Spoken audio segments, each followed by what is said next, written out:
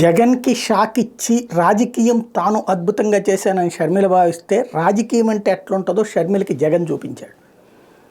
అయిన వాళ్ళైనా సరే ఎదురు తిరుగుతారు, దెబ్బతీస్తారు రాజకీయ అధికారం కోసం అని చెప్పి చెల్లి నిరూపిస్తే అలాంటి రాజకీయం ఎలా ఉంటుందో తన చెల్లి దగ్గరనే అన్న నిరూపించారు.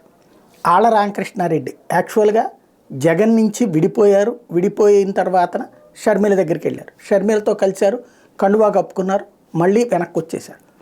అదే షర్మిలకి జగన్ ఇచ్చిన గిఫ్ట్ ఏంటంటే, నీ దగ్గరకు వచ్చేది తాత్కాలికం తప్ప శాశ్వతం కాదు.